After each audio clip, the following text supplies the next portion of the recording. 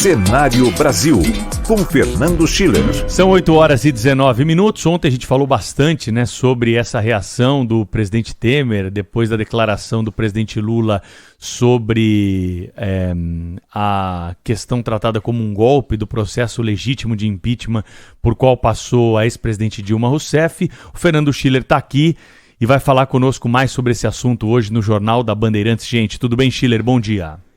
Tudo bem, Pedro? Tudo bem, Sônia, Cláudio? Tudo bom, Schiller? Tudo jóia, nossos ouvintes. Olha, eu acho que esse assunto é interessante porque ele marca um pouco o perfil que o Lula vem adotando no governo, né?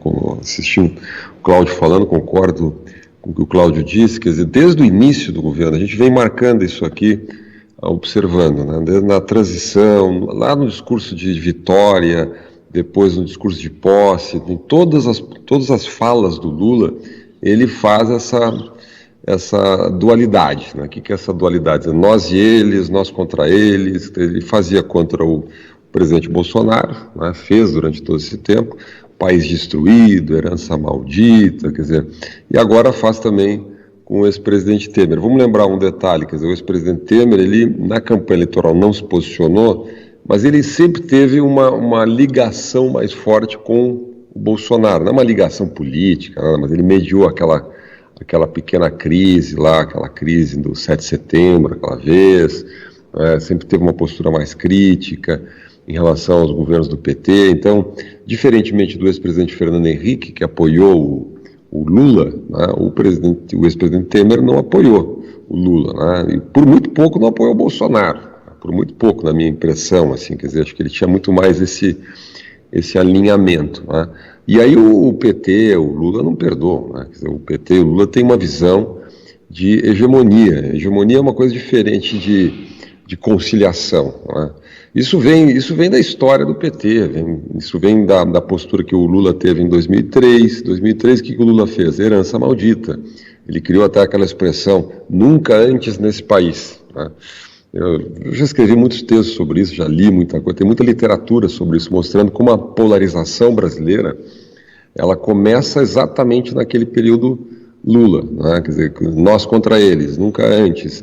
Até os livros de economia, livros didáticos mudaram no Brasil, parecia que tudo tinha começado em 2003 no Brasil. Todo o país, nunca antes um operário administrou, nunca antes o povo, sempre foram as elites, 500 anos de elites, etc.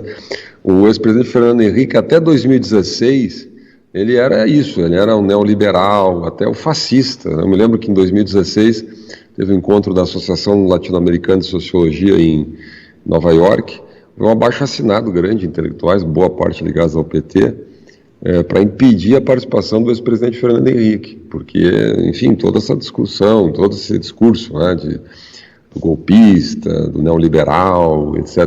Então sempre foi essa marca. O que eu me surpreendi na campanha eleitoral é que as pessoas imaginavam, né, que viria o tal do Lula, paz e amor. Então, não tem Lula, paz e amor. Essa que é verdade. Pode ser que surja lá pelas tantas. Eu imaginei, Schiller, confesso. Estou levantando a mão aqui.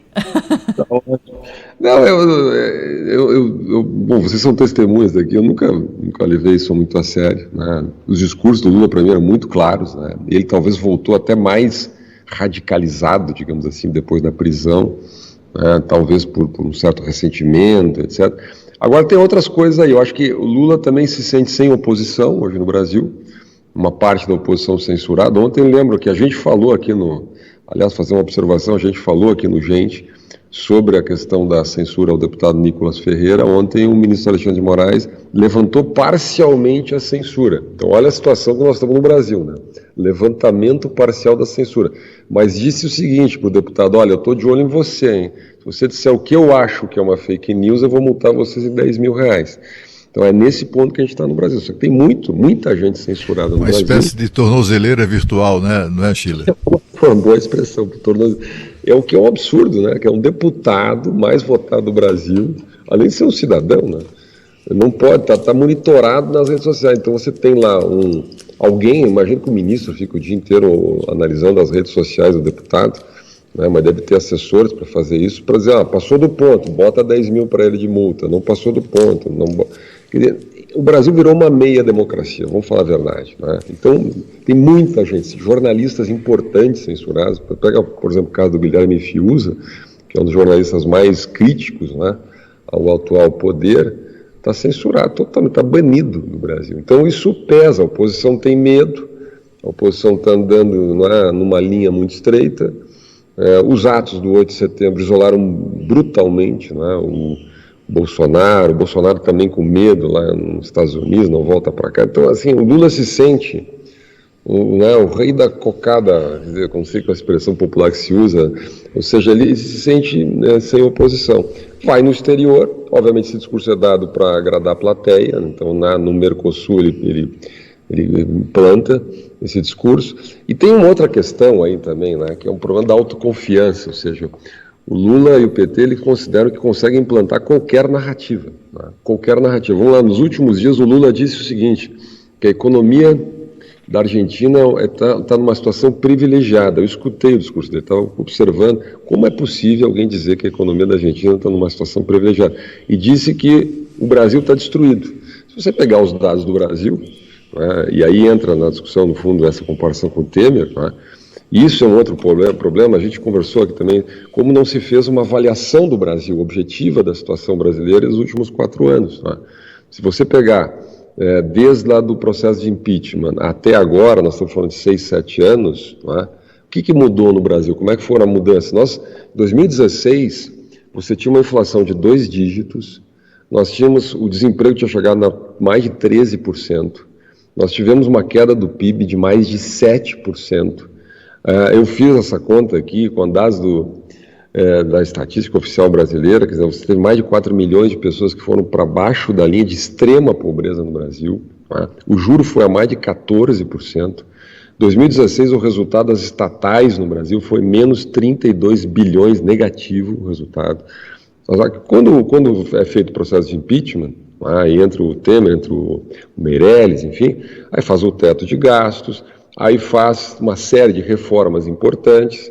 O país volta a crescer, primeiro cresce com voo de galinha, né, mas assim, até 1,8% no final do governo do Temer, e agora esse ano vai fechar, tem a pandemia no meio, que é um período diferente, mas agora vai fechar 3%, né, e nós temos recorde de emprego, né, o juro foi caindo em função do teto de gastos a 2%, depois veio todo o desequilíbrio em função da pandemia, né. Mas o fato é que a gente teve no Brasil um conjunto importante de reformas depois, né? Elas são conhecidas, trabalhista, previdência, autonomia do Banco Central, etc. Lei das estatais, o resultado das estatais no ano passado foi 250 bilhões positivo. Então, quer dizer, e no fundo é essa questão que opõe, na minha visão, que interessa ao país, digamos assim, Lula-Temer, é essa comparação de economia, de reformas, de visão. Hoje sai nos jornais, olhem, preste atenção no detalhe, que o governo quer revisar a lei das estatais, quer realmente revisar a lei das estatais. Muita gente, não é só o governo não, muita gente no Congresso quer revisar a lei das estatais, que foi uma obra do ex-presidente Temer, né, do governo Temer. Né. Por quê? Porque a lei das estatais tem aquela quarentena de 36 meses, ela é uma lei antipolítico, digamos assim, né, e a lei das estatais, na verdade, na minha visão, ela já foi infringida, né, porque você tem lá um político no comando da Petrobras, um político coordenador de campanha, que é o Luiz Mercadante, no comando do BNDES, né? Como é que pode? Senador, participou ativamente da campanha, é um dirigente do PT, né? E é o presidente da Petrobras. O outro é o coordenador da campanha do PT, coordenador de programa da campanha do PT, e também é o presidente do BNDES. É exatamente isso que o espírito da lei das estatais procurado evitar. Essa é uma diferença de visões, de modelo. O PT votou contra todas as reformas, votou contra a reforma trabalhista, contra a reforma da Previdência, contra a autonomia do Banco Central, contra o marco do regulatório do saneamento básico. E quando a gente diz isso, parece que está dizendo, não, alguém está certo, alguém está errado. Não, eu não sei quem está certo, quem está errado. Isso o ouvinte tem que decidir, né? A sociedade tem que decidir. Uma sociedade plural. Alguém é contra a reforma da Previdência, outro é a favor. Alguém é contra a autonomia do Banco Central, alguém é a favor. O Ciro Gomes também era contra a autonomia do Banco Central, outros políticos, geralmente a esquerda, é contra esse tipo de reforma. Mas essa é a oposição. O que eu achava engraçado na campanha é que as pessoas faziam de conta que não tinha diferença, né? Não, todo mundo é reformista, né? Todo mundo é paz e amor, todo mundo gosta de reforma. Não é assim, não é assim. Tem um histórico nisso. Desde que o Lula ganhou a eleição, ele diz a mesma coisa. Lá na campanha ele dizia a mesma coisa. Eu sou contra esse programa de reforma, eu sou contra essa visão de austeridade fiscal, de controle, eu sou contra esse negócio de teto de gasto. Ou seja, eu sou contra tudo que o Temer fez e que foi continuado depois pelo Paulo Guedes. E a questão de unir o país, hein, Schiller? Foi o discurso de campanha e o discurso depois que foi proclamado eleito. Unir o país para o Lula significa o seguinte: todo mundo me apoiar. Basicamente é isso que significa unir o país. Quem for contra mim, eu vou atacar. Ele fez algum gesto para unir, tem 49,1% das pessoas no Brasil que votaram no Bolsonaro, não é? Se eu chamo o Bolsonaro o tempo inteiro de fascista, genocida, chamou agora de novo no exterior de genocida, estou unindo como? Como é que eu uno o país? Por isso é a diferença entre paz e amor e hegemonia. Hegemonia é um conceito objetivo em política. Quer dizer o seguinte: eu posso até unir o país, desde que as pessoas concordem comigo. Desde que as pessoas concordem que eu sou inocente, que teve golpe, que o outro é genocida, que eu venci o fascismo, que não sei o que. Bom, então tem toda a narrativa, né? Então eu acho que o jornalismo aqui, né, a minha opinião modesta aqui, ele precisa se ater muito a dados e a fatos, não a narrativas, né? Boa parte do jornalismo brasileiro, não é o caso da Band, evidentemente, compra a narrativa direto, né? Não faz nem vírgula no meio, quase vira assessoria de imprensa, eu brinco sempre, né? Agora, me parece, Schiller, você tocou num assunto que me parece assim central, né? Tem um novo governo em vigor que simplesmente ignora a legislação, né? Essa coisa da posse dos presidentes, do presidente da Petrobras e também do BNDES, né? É uma ofensa à lei, né? A lei das estatais proíbe, a lei ainda não mudou, está em vigor. Tem um projeto que foi aprovado na Câmara, mas nem sequer foi levado à votação no Senado Federal, e a lei, portanto, continua em vigor. E essas pessoas passaram por, pelo crivo de conselhos ou comissões ou departamentos de compliance, né, dessas empresas estatais. Ou seja, gente que está lá para examinar a pretensão, né, a indicação para a diretoria e saber se aquilo ali tem algum impedimento legal. E tem impedimento legal, né? Estamos vivendo num país que o governo está desrespeitando, ignorando uma lei em vigor, e olha, não tem ninguém se importando com isso. Não tem Ministério Público acionando a Justiça. Lá o Xandão, que é dado a tomar decisões de ofício, também fica na dele. Não tem partido recorrendo a isso, reclamando contra isso. Pelo contrário, né, Cláudio? Tem partido como o PCdoB que está querendo a inconstitucionalidade da lei das estatais agora. O que pode ser um caminho mais curto para o governo, né, para derrubar a lei das estatais pelo Supremo Tribunal Federal, que é gravíssimo, né? Mais grave do que qualquer outra coisa. O Supremo, nesse momento do campeonato, atendeu uma vontade política, extremamente política, para a nomeação desses nomes que vocês estão tratando aqui e tentar resolver a parada sem passar pelo Congresso. Porque, como disse o Schiller, se botar em votação no Congresso, o Congresso hoje entender que a lei das estatais não é boa, tá dentro do rito democrático. A gente só tem que lamentar, né, e exemplificar aqui o que aconteceu de bom nas estatais, que passaram a dar lucro depois que você tirou o político do comando dessas estatais. Agora, se for uma vontade do Congresso, paciência. O que não pode é o Supremo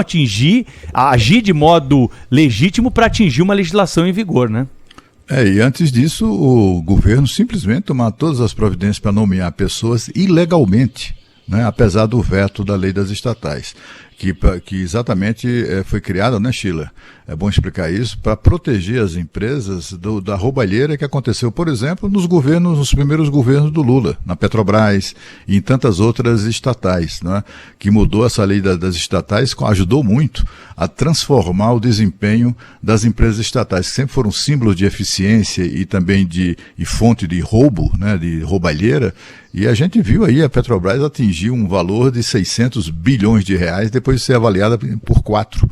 no primeiro governo Lula. Enfim, a situação tá difícil nesse país, viu?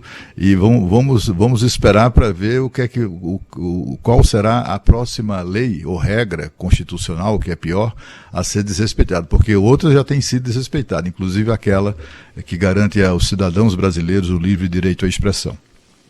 Olha, só para dar um detalhe disso, para ver como é que é, né? Tem uma certa ideia no Brasil que é incompatível o interesse social das estatais com a eficiência, a técnica, enfim. Se discutiu muito nisso na questão da Petrobras, né? Então, subiu o preço do petróleo no mercado internacional, ninguém sabia, num certo momento, como resolver essa questão, né? Impactou na bomba de gasolina, no diesel, etc., porque a Petrobras estava uma política de paridade de preço internacional, tinha uma política técnica, tinha lá executivos técnicos, né, ou seja, um conselho mais independente, tal, com base na lei das estatais, né, e o governo tentando saber o que ia fazer, né, e distribuindo muito dividendo para os investidores, para os acionistas, né, para o governo e para os acionistas privados. Vamos lá, pequenos e grandes. Também tem um mito aí, só acionista grande. Não, tem um monte de acionista pequeno.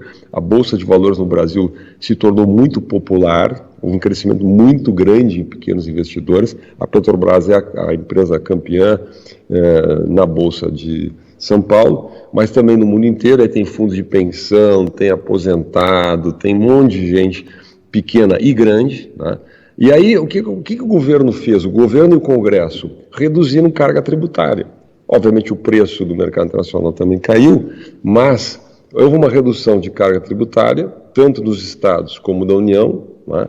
E o preço da gasolina caiu para um nível bastante baixo, né? Bastante surpreendentemente baixo, porque o governo abriu mão de receita, né? Tanto os estados como o município. E mesmo assim, olha que interessante, o Brasil teve o melhor resultado de receita de contas públicas da história do país em 2022. É o maior resultado em termos de arrecadação tributária da história do país, mesmo tendo aberto mão de receita tributária para fazer cair o preço dos combustíveis. O que eu quero dizer com isso? Não tem nenhuma incompatibilidade. Você faz uma gestão técnica, a empresa vai muito bem, o preço, o valor de mercado dela vai lá em cima, ela distribui muito dividendo, ou seja, ela premia quem investiu, né? Então isso alimenta o mercado, enfim, isso é bom para a empresa, isso atrai mais investidores, né? E o governo resolve o problema social, digamos assim, a partir das suas decisões, do seu caixa, da estrutura tributária, né? Porque tem o teto de gasto, porque controla gasto, porque não abriu concurso, porque fez controles mais variados e assim por diante. Né? Então essa ideia de que quando você põe o político lá, você põe a sensibilidade do político, a cabeça do político. Então ele começa a pensar a empresa politicamente.